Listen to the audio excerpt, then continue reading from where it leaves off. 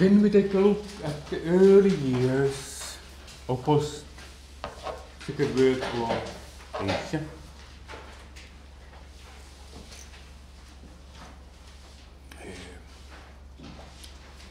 And we do this by first taking a look at narratives. Because when we discuss Asia from now on, all discussion is quite closely connected to various political and economic narratives. It is depicted in certain specific ways. And why we need narratives is that there is now so much that can be said that you have to put it into slices, the different themes. Hayden White is a historian who argued that history is not something that we can access directly. All we can access is a collection of interpretations of history. And historical interpretations necessarily are narratives which follow various plots. And this is not only about history, it is also about the present. Nowadays you can speak of Asia only by using specific narratives. Behind Hayden White there is Northrop Frye, who is a Canadian literary critic and who published in 1957 a book called Anatomy of Criticism, which I have used here. And Frye separates between 4 different basic narrative plots.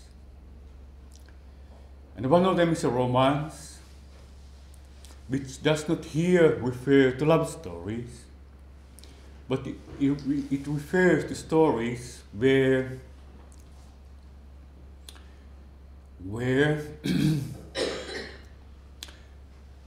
you have a story that you are in a bad situation, low level, dangerous, difficult situation. And you argue that by struggle, by fight, by common struggle, you can come to a high, good place where peace and well-being and love and friendship between human beings prevails, from a low level to a high level. This is a romance. Also, love stories are like this, because they are depicted with a difficult situation between the boy and the girl. Is it the parents or whatever? Then they do this and that and try hard, and finally they can kiss at the end. So the same story, from low, difficult place to a high, good place. This is romance. And romances demand lots of unity. Everybody has to work together hard. And in this way we can reach the higher level. And it is transcendental. You leave the bad world, and in the future you can enter a higher world, different world, another one. So it is very revolutionary. All revolutionary movements use romances because they need to unify people and go from bad to good. Comedy is another kind of plot. It also depicts struggle and adventures. But where romance goes from bottom to high level, comedy basically moves at the same level, perhaps a little bit upwards, so that there's hope about the future. Comedy integrates.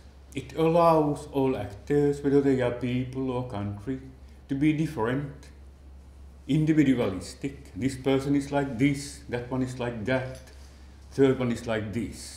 But you combine them, you bring them together. They work together, all as individuals. And there's this kind of danger and that kind of stranger. And through different kinds of adventures, finally a solution is found, and the world goes on. The danger has been dissipated. Communities call people together to work together, but it stays within this world.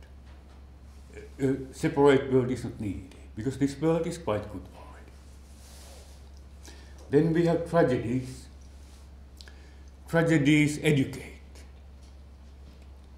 because they tell that there is something so bad in the world, that however much human beings struggle, they cannot take this bad away.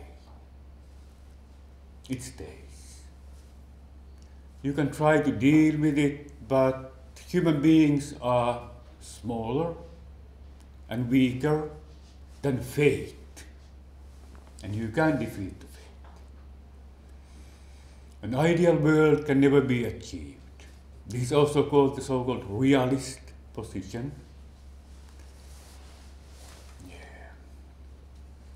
And all these are being used in politics. Satire is something that a leader can never use. Satire is simply that you say that you ridicule everything. Politics is shit. Economics is shit. You don't need to argue very much. You simply put a low value on it all and laugh on it. It is used in, well, opposition can use it in politics, or non-politicians, normally people who don't like politics, can use this kind of narratives. But nobody who is serious in politics cannot use this kind of language.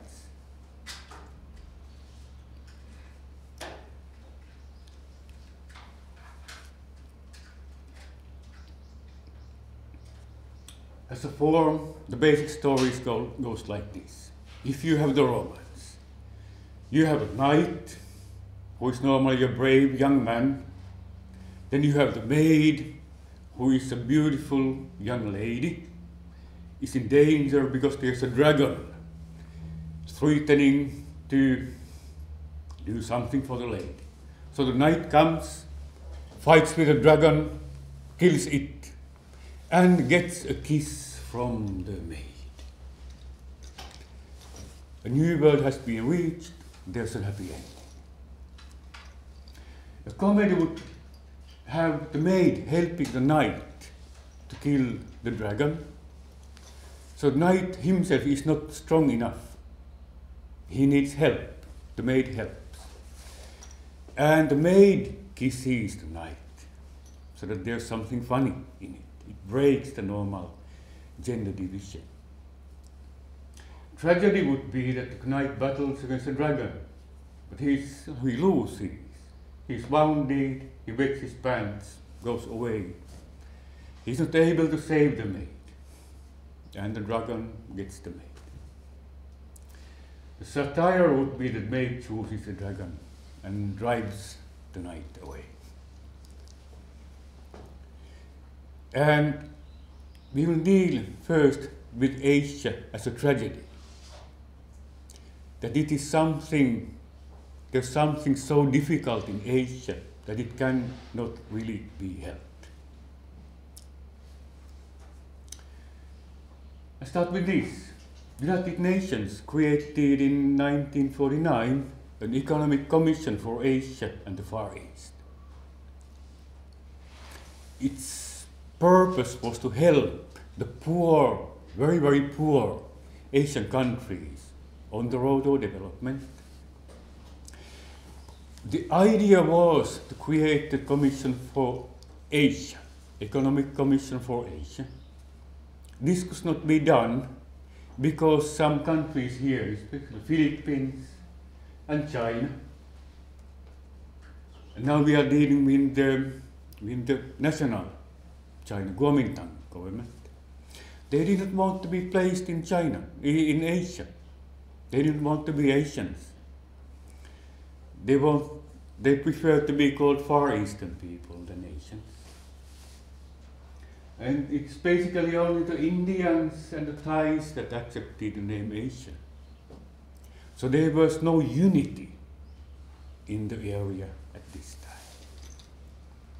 So it was established in Shanghai, and after a few years it moved from Shanghai to Bangkok because certain happenings within China itself. Its name was changed in 1974 to Economic and Social Commission for Asia and the Pacific, as Pacific at this time in the 1970s had risen to an important position here. So the Far East as a name is by then put away. And if you look at the Asian divisions in the 1950s from the Western point of view, you don't actually have very much. You have this Indian area here, Southeast Asia here, South Korea here, and Japan as a kind of special category which you cannot actually place too much on any place. And you didn't have any access to other places, to the socialist places here. And what was Middle East was already a different place. So actually not many countries. So most Asian discussion was concentrated here at that time. Gunnar Myrdal is a Swedish economist, quite famous for his studies on development economics. He started to become interested in development only in the 1950s, in international economic problems and prospects in 1956, and economic theory and underdeveloped regions in 1957. But his big book was this, Asian Drama, 2,284 pages. It's in many parts. And it is mostly about Southern Asia. In the 1950s and 1960s, there was lots of development in the world. And it practically all took place in the already rich area of the world. Especially those countries that had been on the losing side in the Second World War, their economies were growing extremely fast. We had various kinds of economic miracles taking place in Europe. Wirtschaftswunder in Germany, Il Miracolo in Italy, or even a Talousihme in Finland.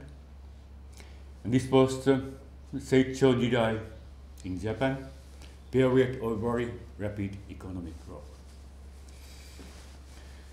So it seemed that the developed countries are going in their development, and the poor countries are never able to achieve anything at this time. Before, we can see this also in the names, concept used. Before the Second World War, they were of course not called countries, they were called backward regions, uncivilized places. In the 1950s, they were called underdeveloped nations, or underdeveloped countries. But because underdevelopment sounded bad and impolite, it was changed into developing countries in the 1960s. Also, there was not much development, but yet it was a polite concept. 1970s, 80s, they were called the Third World. And in the 1990s, when clearly something was taking place there and happening, then they were called emerging markets and are still being called like that. But we are dealing with the drama still in the 1960s. Gunnar Myrdal, I show two maps from his book. Also, I have edited them somewhat. What you had in what you had in Asia was one forest, lots of forest here, a bit less in the Indian area. And what else you had there? You had agriculture. More in India and less here where you had lots of forests. So basically Asia was a place where you had forests and agriculture. And a population that was rapidly increasing. And if you read, for instance, science fiction books at that time, the idea of hunger for the whole humankind was often depicted in those books. Because the solution, the agriculture here is very backward, it doesn't produce very much, and populations are increasing. The equation seemed to be impossible. You can't feed all the people that are born in the world. A black future. Not easy to solve. Development aid is something that, for instance, Gunnar Myrdal argued a lot for. But it was started, at least one of the earliest situation where it was started was the so-called Colombo Plan in 1950. Created in Colombo, present-day Sri Lanka, at that time Ceylon, by Britain. It was actually not a plan, it simply meant that the British gave economic support to their former colonies that had become independent. The colonies needed, of course, support because they were poor, and the British also had an interest in keeping some kind of control and influence in those colonies. So basically this plan covered the British Commonwealth, but also Southeast Asia, where we had French and Dutch former colonies left. The only problem was that Britain didn't have money for the plan. So USA started to bring in money through this plan and finance the governments of various countries to keep them in the Western camp so that they would not go to the socialist camp. And Japan, where the economy already was rising fast in the 1950s, started to participate. The Japanese war reparations were continued as development aid from the 1950s onwards. So the advanced countries give an amount of money and help to less advanced countries. And the basic ideology is that of development aid. This never worked too much and too well, so it has been going on for decades and decades and decades. But it's a kind of relationship between two groups of countries. You have the rich countries and the poor countries. It is supported by an ideology called a welfare world. In welfare states, you tax the rich people. Well, you tax everybody. You tax rich people and poor people. And then you move part of this money to the poor people to support them, to maintain everybody on a fairly equal level of welfare. And the development aid ideology belongs to the same kind of idea. You tax morally the richer countries and give the money to the poor. It should be 0.7% of GNP as a moral tax.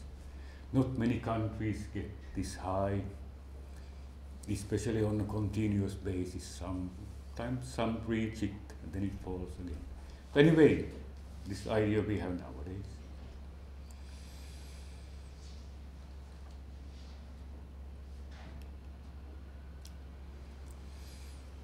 There was also were also things done by the Asian countries themselves.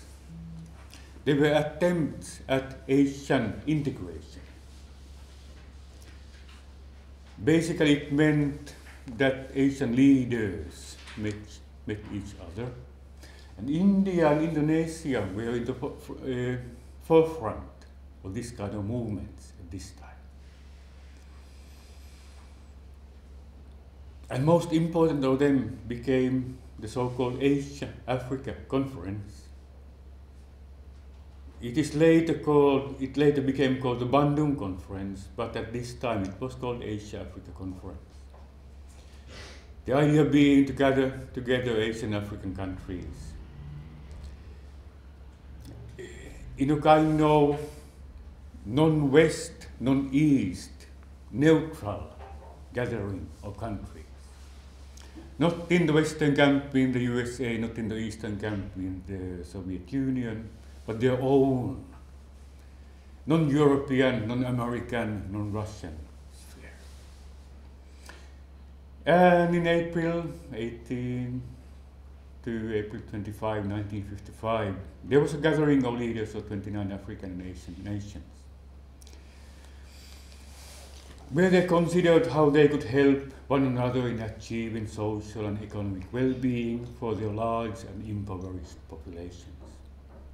The agenda addressed race, religion, colonialism, national sovereignty, the promotion of world peace and mutual help in economic development.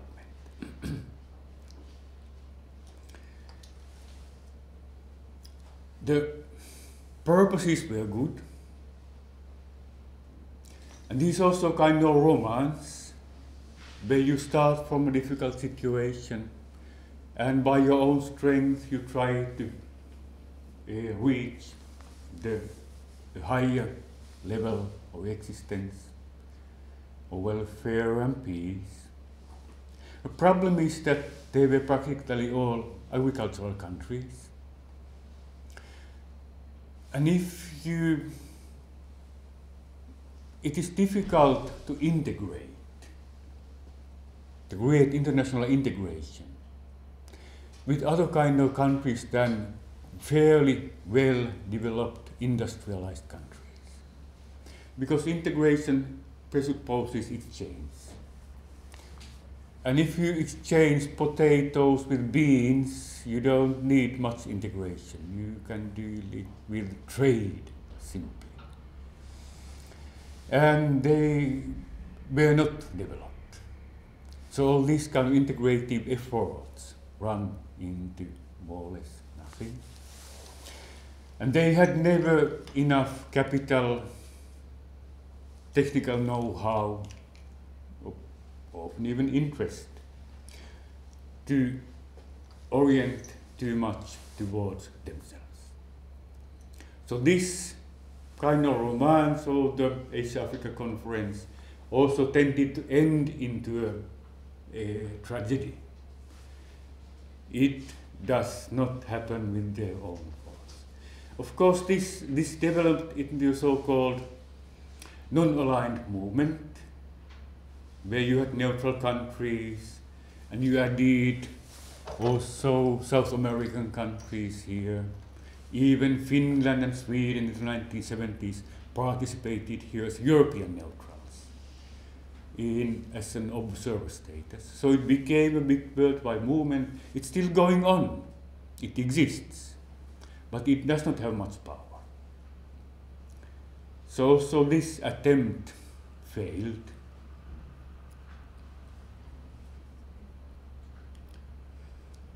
And that's it again. I don't have much to say about this drama, but it is there in the bottom, from which we can then start to build Asian integration later.